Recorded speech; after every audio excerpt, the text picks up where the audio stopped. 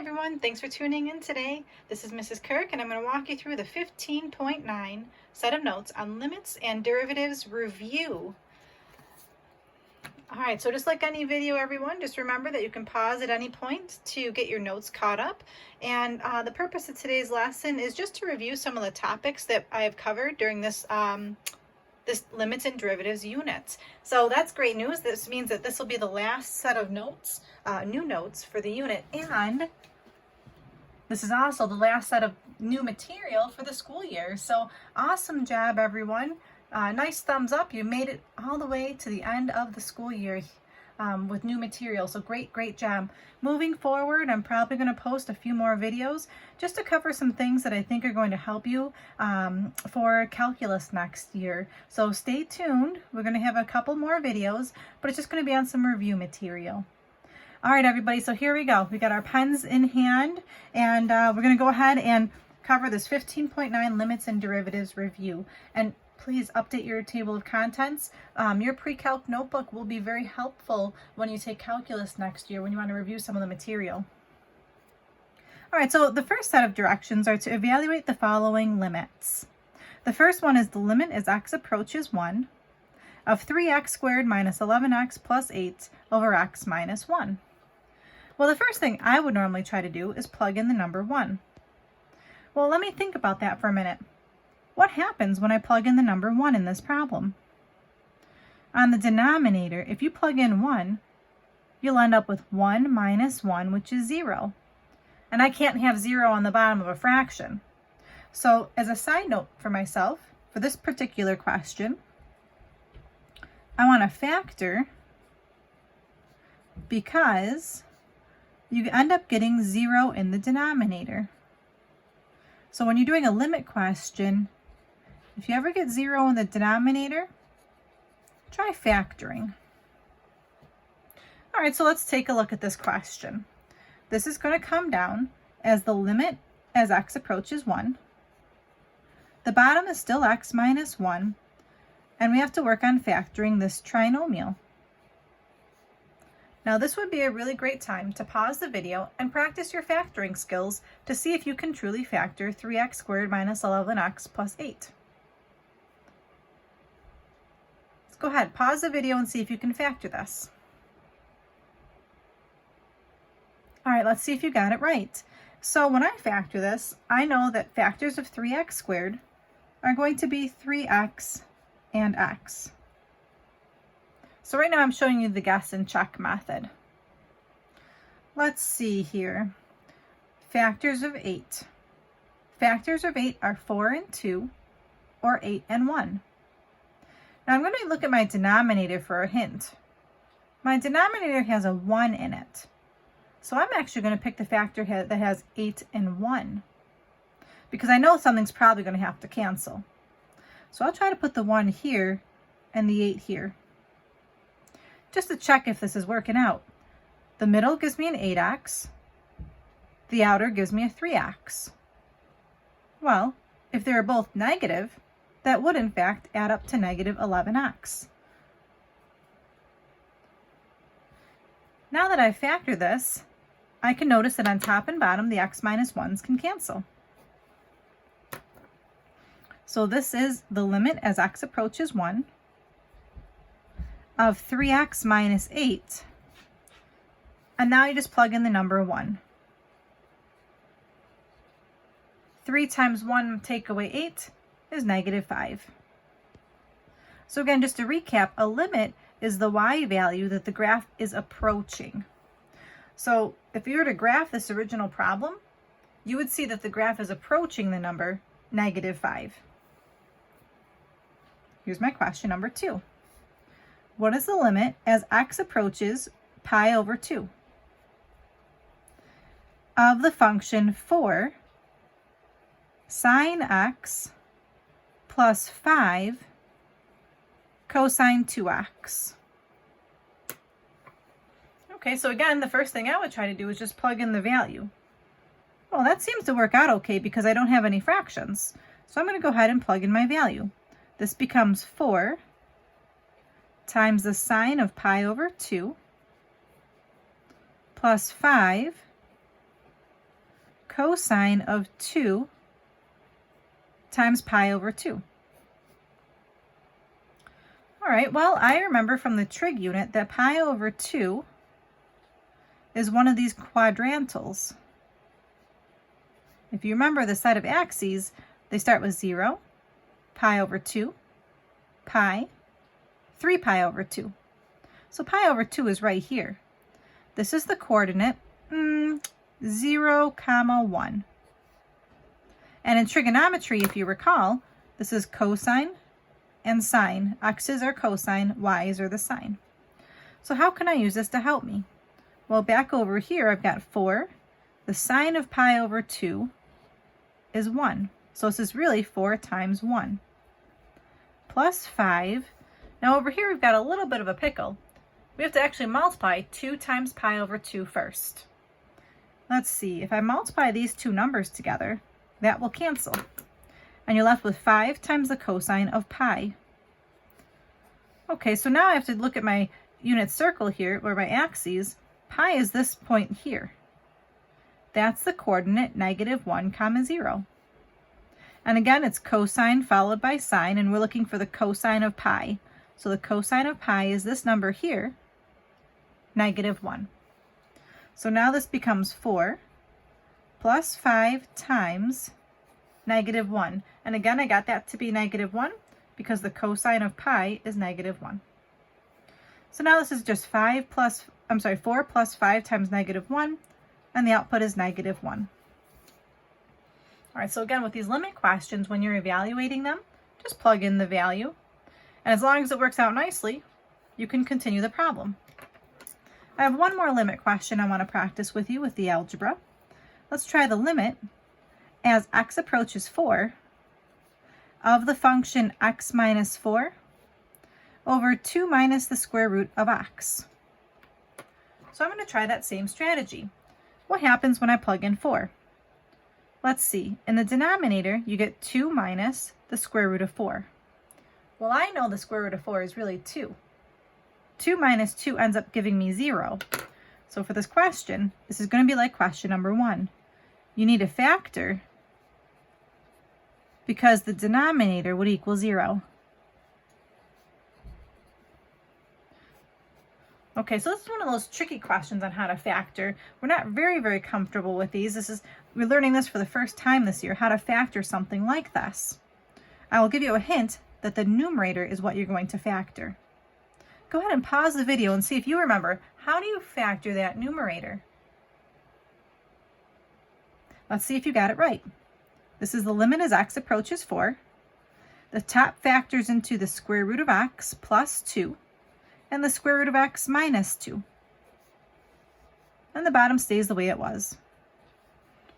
Did you factor the top correctly? I just used dots. It's the square root of the first term, the square root of the second term, and 1 plus 1 minus. Now when I'm simplifying this question, I'm going to notice here that I've got a 2 minus radical x, and I've got a radical x minus 2.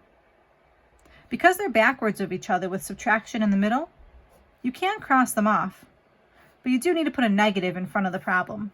And that's because, like I said, one of them is backwards of the other. So they're not exactly the same thing. Okay, to finish this question off, I'm going to go ahead and rewrite what I have. It's the limit as x approaches 4 of negative parentheses radical x plus 2. Now I'm just going to plug in the number 4. So it's negative parentheses radical 4 plus 2. Well, I know the square root of 4 is 2. 2 plus 2 is 4. And there's a negative in front. So the answer here is -4. All right, great job keeping up. And again, if I'm moving too quickly, feel free to pause the video. For my question number 4, I'm going to ask that you use a straight edge just to draw a little sketch. So I've got my handy straight edge here. I'm going to draw a set of axes.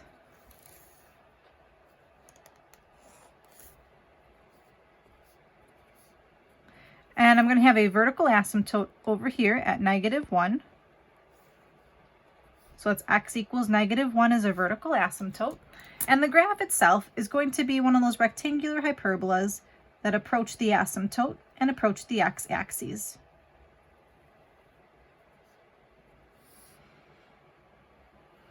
And I have a few questions about this graph. The first question is, what is the limit as x approaches infinity of f of x?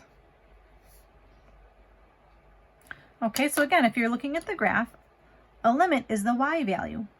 So as x goes towards infinity, so that means as x goes to the right, what y value does this graph approach? Well, let's follow the graph. If I look at this graph and I go towards the right, and I keep going towards the right, what y value does this graph look like it's going to get close to but never actually touch? Did you say the y value of 0? This is y equals 0, the x-axis. If you said 0, you were correct. Here's my part B. What is the limit as x approaches -1 with a little negative sign? What does that mean again? We haven't seen this in a couple of days. As a recap, this little negative sign means from the left. So I'm going to go from the left of x equals -1. Here's -1. So I have to go to the left-hand side. So that means I'm looking at this graph on the left-hand side. Now if I look at this graph and I go towards -1, what y value does this graph approach? Well, this graph, as I get closer and closer to -1, seems like it's going to go up forever. Since it's going up forever, the limit is infinity. Did you get that one right? Awesome. And one last question based on this graph. What is the limit as x approaches -1 of f of x? I'm going to ask you to pause your video and see if you can write an answer. What is the limit as x approaches -1? All right, let's see if you got it. Did you write DNE? That stands for does not exist. Why is that the answer? Well, it's because the limit as x approaches -1 from the left is not equal to the limit as x approaches -1 from the right. Let's just visit that for a minute. From the left, the limit is infinity. And from the right-hand side, if I approach -1, that graph goes down forever to -infinity. Because those two limits are two different numbers, it does not exist. All right, awesome job on the limit recap. Just have a couple more questions to practice with you. Here's number 5. The directions are to use the limit definition to find f prime of x given f of x is equal to 4x squared minus 5. Now this is really tricky. The limit definition. The past couple of days you've been doing derivatives, but you've been using the shortcut method. So now I'm asking you to go back to that limit definition. And when you take calculus, they're going to ask you about that. So what is the limit definition again? Well, it was the limit as h approaches 0 of f of x plus h minus f of x all over h. So that's the limit definition of how to find a derivative. Now would be a good time to pause the video and see if you can figure out how do you plug this into your formula with that 4x squared minus 5. Let's see if you got it right. This is the limit as h approaches 0. Remember, f of x plus h is telling me to plug in x plus h into my function. So I've got 4 times x plus h squared minus 5.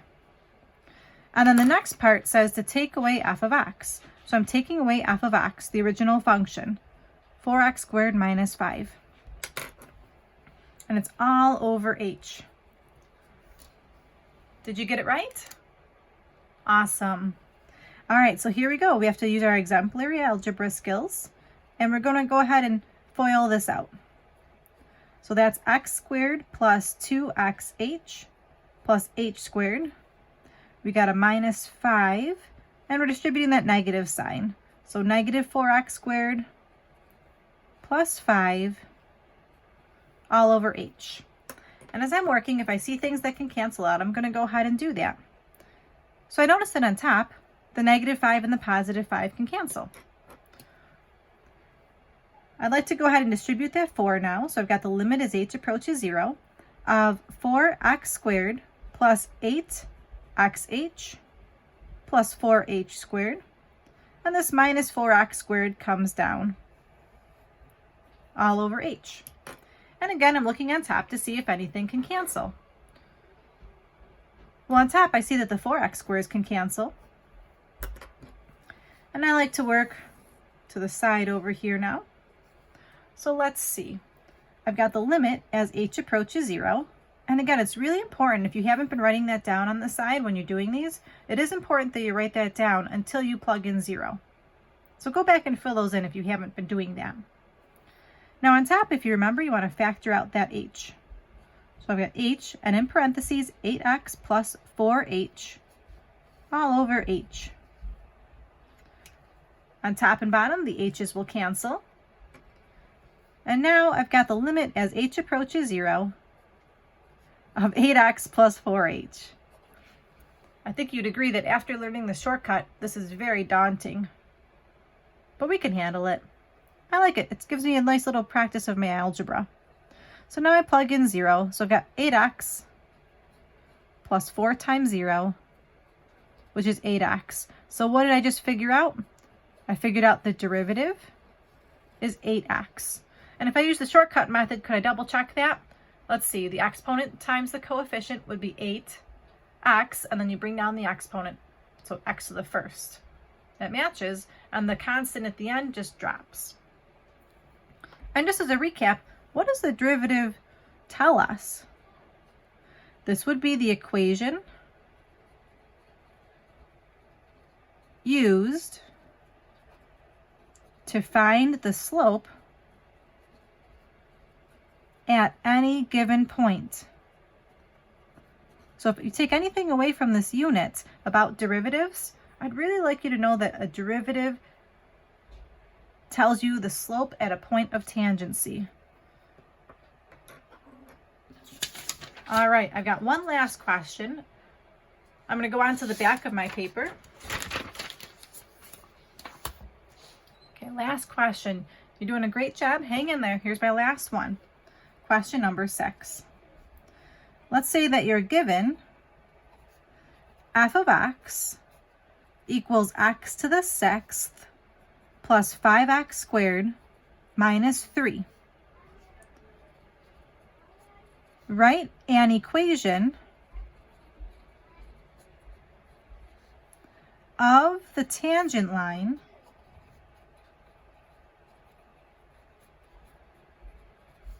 to the graph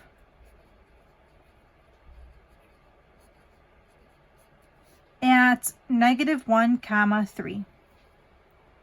Okay, that's a little bit of a mouthful. But if you remember, what am I actually trying to do here? The equation of the tangent line. So when you see that tangent line right there, that's going to be telling me I need to find the derivative.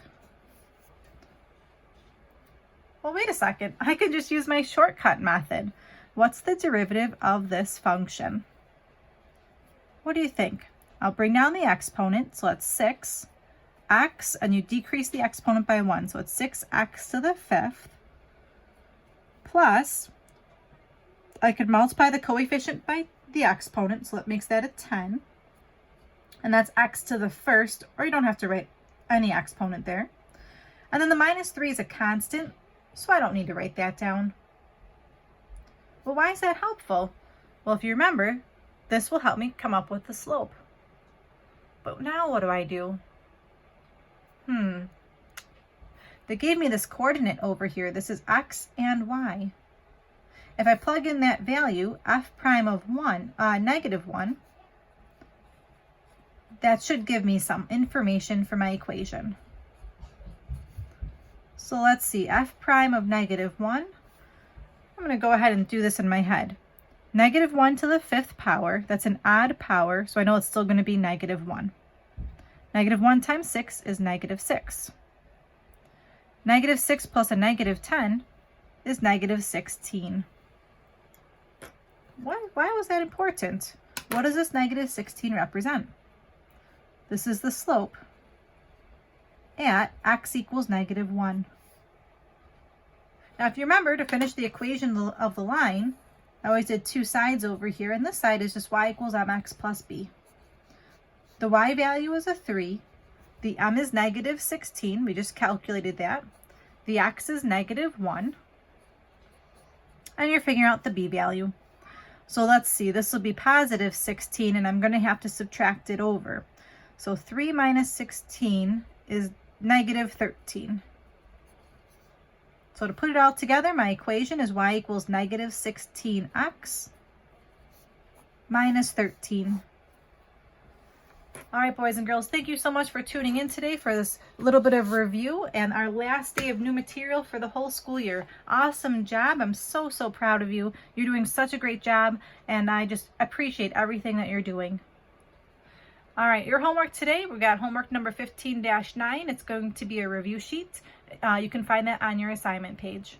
Thank you so much. If you liked the video, click like at the bottom, and I appreciate any comments that you have to leave for me. Because I do, like I said, have a couple of videos coming up. If there's a topic that you'd like me to cover for you, leave it in the comments or send me a WITS mail.